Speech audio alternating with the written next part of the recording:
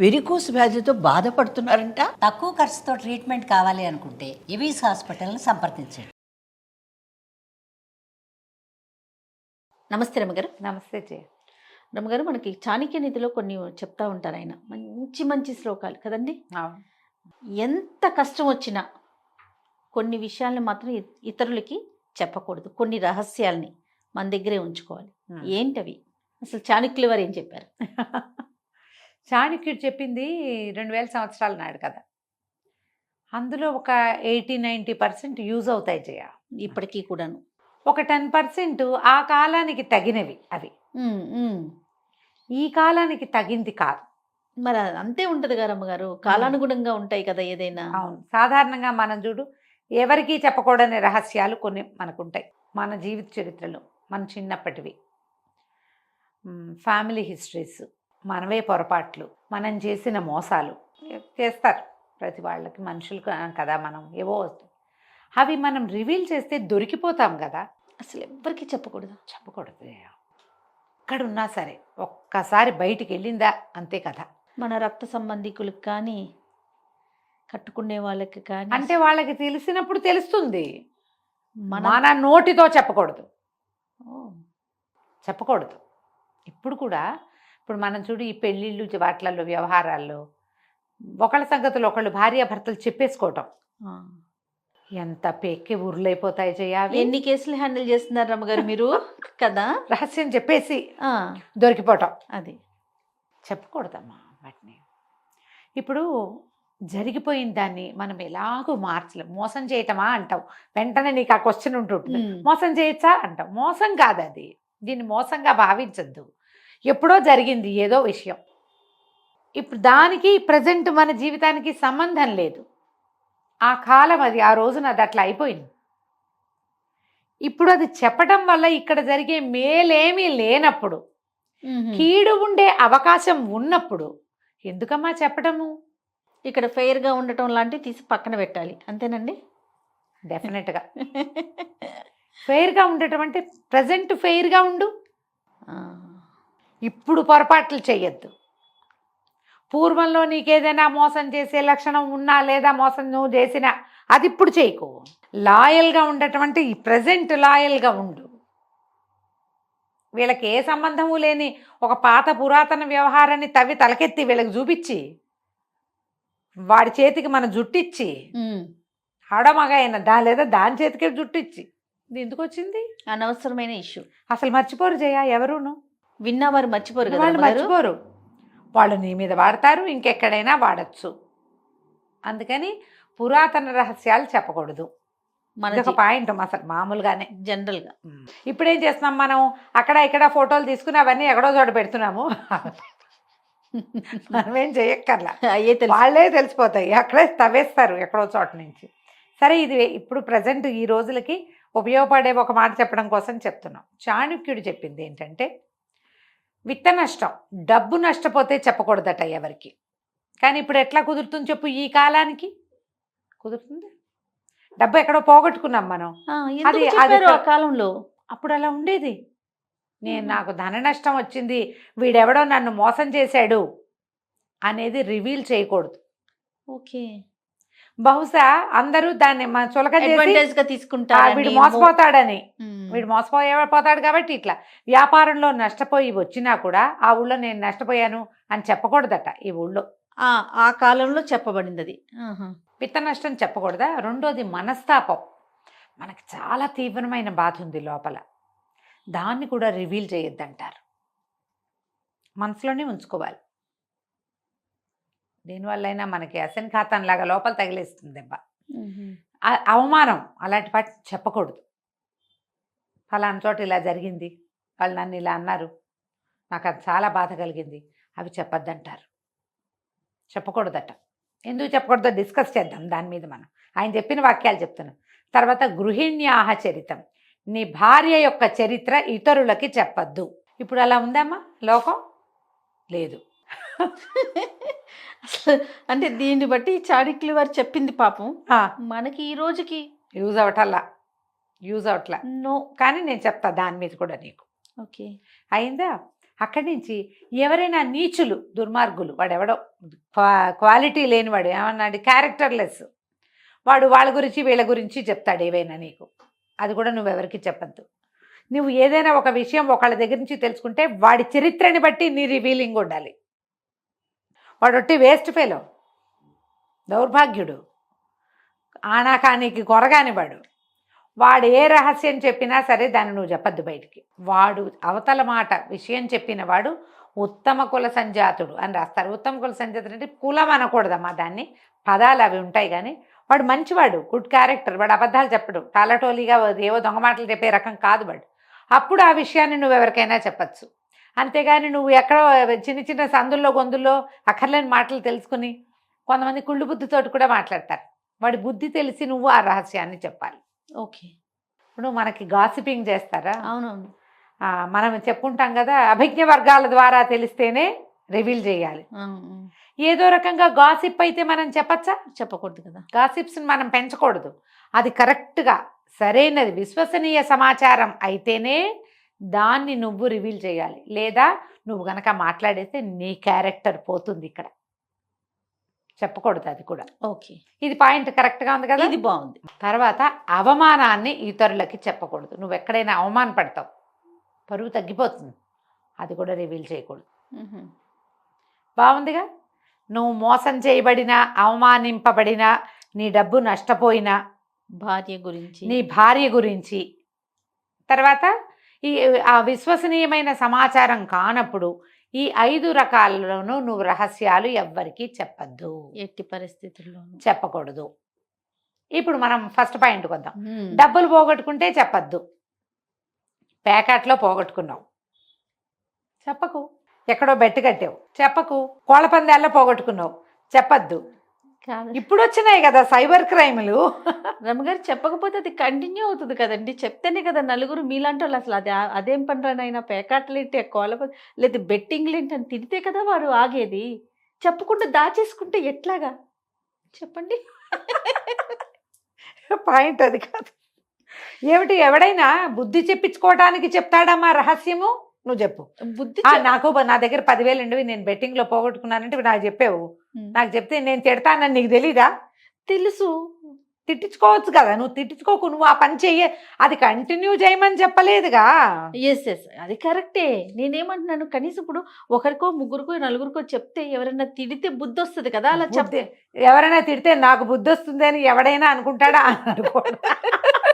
ఆకలేసి ఎవరికైనా ఆకలిస్తుందని చెప్తే అన్నం పెడతారు. అంతేగాని నేను చేసింది వెధవ పని, నేను డబ్బులు పోగొట్టుకున్నాను అని చెప్తే నీ క్యారెక్టర్ ఏమవుతుంది? మైనస్ అయిపోతుంది, మొత్తం పోతుంది, మొత్తం పోతుంది. కాబట్టి నువ్వు డబ్బు పోగొట్టుకున్నది ఇది నీ తెలివి తక్కువ వల్ల, నీ చాతకాంతానం వల్ల, నీ అసమర్థత వల్ల, నీ చెయ్యకూడని పనులు చేసే నీ గుణం వల్ల నువ్వు పోగొట్టుకుంటే చెప్పద్దు. అదే నువ్వు నీ క్రెడిట్ కార్డు ఎవడో కొట్టేశాడు చెప్పి చెప్పుకోవాలి. ఇవి లేవుగా ఆనాడు. అదేలేండి, ఆ రోజున ఇవి లేవు, మోసాలు ఉన్నాయి. మోసం, ఆ మోసగింపబడితే చెప్పకూడదు, అవమానింపబడితే చెప్పకూడదు. ఏమంటారు, వాడి చేతిలో పోయావు, మా దగ్గర వేషాలు ఇస్తావా అంటారు. వీటిలలో నీ క్యారెక్టర్ పోతుంది. అదేలే, నువ్వు జాగ్రత్త పడు. ఇతరులకు డబ్బులు ఇవ్వకుండా జాగ్రత్త పడు. ఎక్కడైనా అప్పులు చేయకుండా జాగ్రత్త పడు. ఈ బెట్టింగ్లో విట్టింగ్లో ఏవో చేస్తావు, ఏవి చేయకు కదా. మనస్తాపం ఒకటి నీకు చాలా కష్టంతో వచ్చింది, అది కనుక ఎవరికైనా చెప్పావా దాని మీదే తగ్గుతుంది. ఇప్పుడు నాకు ఇక్కడ బుల్లెట్ తగిలింది అని నేను చెప్తే వాడు మొదటి దెబ్బ ఇక్కడే కొడతాడు. అంతేగా. నువ్వు మీరు సినిమా ఫైటింగుల్లో చూడండి, ఎక్కడ దెబ్బ తగిలిందో దాని మీద బిస్కే. మనకి తగిలిన దెబ్బని చూపించామా అది లూప్ హోల్ అయిపోతుంది. ఆ రహస్యాలు చెప్పకూడదు. ఓకే, చెప్తా ఒక కథ. ఎవరిది ఇది? నాకు బాగా గుర్తున్నంత వరకు బమిడిపాటి రామగోపాలం గారిదని నేను నమ్ముతున్నా. భరాగో కథల్లోనే ఉన్నట్టుంది. ఈయన ఒక ఆయన ఫ్రెండ్ ఇంటికి పండగకి వెళ్తాడు. భార్యకి చెప్తాడు, ఆ పండగలో వాళ్ళు ఎంత బాగా చూశారు, ఎన్ని పదార్థాలు తినిపించారు, ఎంత అద్భుతంగా మంచి శంకుమార్కులు ఉంగి కట్టించారు, ఎంత సూపర్గా జరిగిందో చెప్తాడు మా భార్యకి. ఆవిడ పోనీలేండి పండక్కి మీకు అన్నీ చక్కగా జరిగినాయి, పండక్కి చక్కగా తలంటి పోసుకున్నారు, చక్కగా సేవ తిన్నారు, ఇక్కడ ఏమున్నాయి, ఇక్కడ ఏం లేవు, మన మీ ఫ్రెండ్ మిమ్మల్ని ఎంతో బాగా చూశాడని సంతోషిస్తుంది. రెండో రోజు సాయంత్రమో మూడో రోజు పొద్దునో తెలుస్తుంది ఈయన ట్రైన్ ఎక్కితే ఆయన బ్యాగు పర్సు ఎవరో కొట్టేశారని. అసలు జరిగింది అది. ఆయన రైల్వే స్టేషన్లో ఉండి చివరికి భార్యకి తెలియకుండా ఎలాగో ₹1 సంపాదించి ఇంటికి వచ్చాడని తర్వాత తెలుస్తుంది. ఆయన ఏమంటాడు, ఎందుకండి ఇలా చెప్పారు, ఇంత బాధపడ్డారు, నాతో చెప్పలేదు మీరు అని అడుగుతుంది. అడిగితే ఆయన అంటాడు, అవునే ఏదో నేను అవి చేశాను ఇవి చేసా, హాయిగా హ్యాపీగా ఉన్నాను, ఠింగు రంగామని ఉన్నానంటే నువ్వు ఎంత సంతోషించావు. అందుకని అలా చెప్పాను. ఇప్పుడు చూడు దీనివల్ల నీకు దుఃఖం వచ్చింది. నేనే ఇంత కష్టపడ్డానని పండగ పూట నువ్వు ఇక్కడ అప్పచ్చులు వండుకుని తింటే నేను రైల్వే ప్లాట్ఫారం మీద ఇడ్లీలు కొనుక్కు తిన్నానంటే నీకు ఎంత కష్టంగా ఉంటుంది. అందుకే చెప్పలేదు. బాగుంది ఈ కథ చూడు. అసలు అది ఎన్నిసార్లు చదివిన రామగోపాలం గారిదే నా జ్ఞాపకం ఉన్నంత వరకు అలాగే ఉంది. ఒకవేళ కాకపోతే పైఠకులు నన్ను క్షమించండి, నాకు అలాగే గుర్తుంది. మరి ఆ పుస్తకంలోదే అని. ఈ వీరిది కాకపోతే మధురాంతకం రాజారాం గారిదేమో. వీళ్ళిద్దరిలో ఎవరో ఒకళ్ళది పాత పుస్తకపు కథ. ఎప్పుడో ఒక 25-30 ఏళ్ల క్రితం చదివా. ఇటీవల చదివాను. ఓకే, ఎప్పుడో చదివాను. వీళ్ళిద్దరిలో ఒకరిది. ఎంత నచ్చిందో ఆ కథ నాకు. అవమానం చెప్పకూడదు. దానివల్ల మన సొంత వాళ్ళకి మనస్తాపం కష్టంగా ఉంటుంది. నీ శత్రువులు ఒకవేళ అవతల వాళ్ళకి నీ మీద చులకన భావం ఉందనుకో, అది పెరిగిపోతుంది. ఓకే. తర్వాత గృహిణ్యాహ చరితం. ఇప్పుడు గృహిణి అంటేమా పూర్వపు రోజుల్లో భార్య భగవంతుడిచ్చిన నేస్తం. ఎలాంటిదైనా ఆమెను తనతోటే ఉంచుకోవాలనే కాలం అమ్మా అది. ఈ పెళ్ళాలు వదిలేయటాలు, లేచక్కబోటాలు, ఇంకోళ్ళని తెచ్చుకోవటాలు, రెండో పెళ్ళి మూడో పెళ్ళి అప్పుడు లేవు.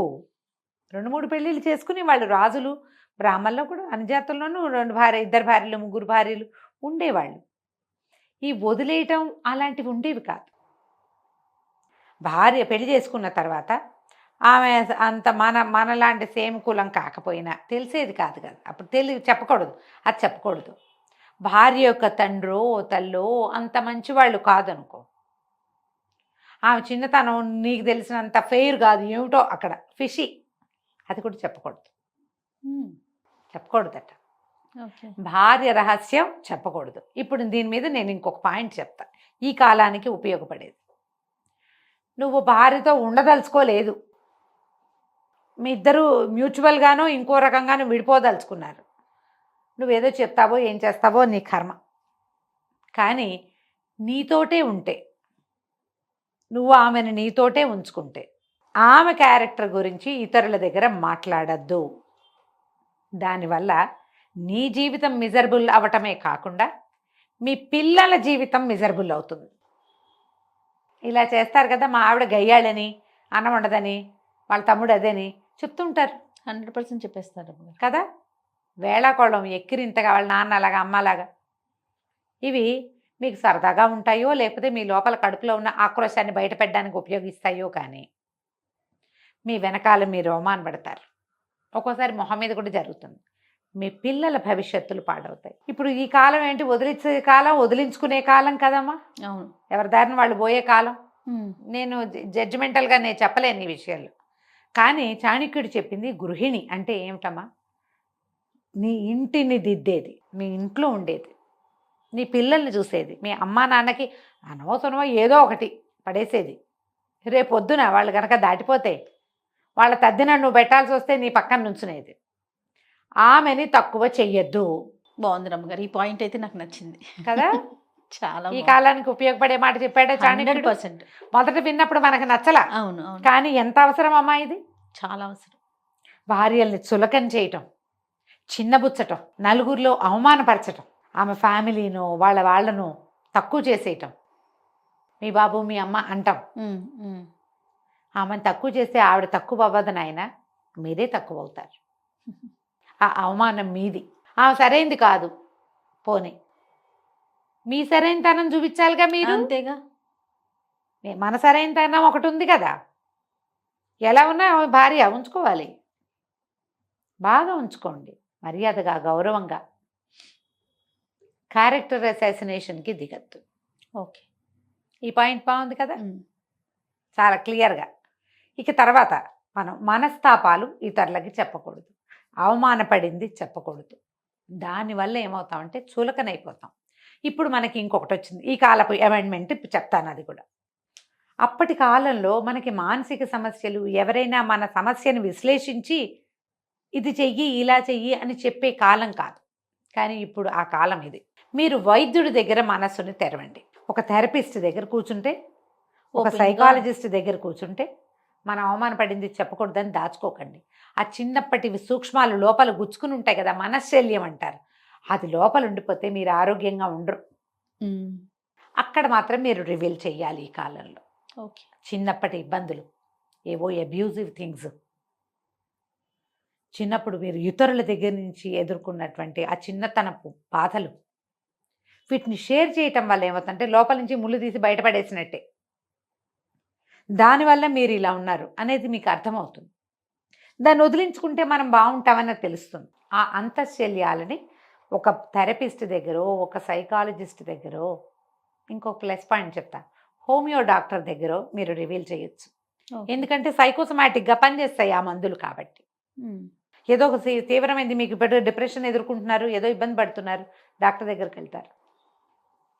ఇది చిన్నప్పటి నుంచి ఇలాంటిది ఉందండి, మా చిన్నప్పుడు ఇలా ఒకటి జరిగింది, దానివల్ల నాకు బాధగా ఉంటుంది, అప్పటి నుంచి నాకు ఈ భయం ఉండిపోయింది, చెప్పాలి. రివీల్ చేస్తే దానికి సరిపడా మందు పడుతుంది. రివీల్ చేస్తే దానికి సరిపడా ప్రతిక్రియ, మీరు ఇప్పుడు ఎలా ఆలోచించాలో మీకు చెప్పబడు. ఓకే. కాబట్టి వీళ్ళకి చెప్పండి, ప్రజలతో పంచుకోకండి వాటిని. దానివల్ల మీకు కొత్త అవమానాలు, కొత్త ఇబ్బందులు వస్తాయి. కాబట్టి ఈ రహస్యాలని ఇంత మటుకు ఉంచుకోండి. చాణక్యుడు చెప్పిన మాటని మనం ఈ రోజులకు సరిపడా సరిపెట్టుకుంటున్నాం. అంతే. మీరు ఆలోచించుకుని మీ సొంతానికి కూడా సరిపెట్టుకోవచ్చు. రైట్. నమస్తే. నమస్తే జీ.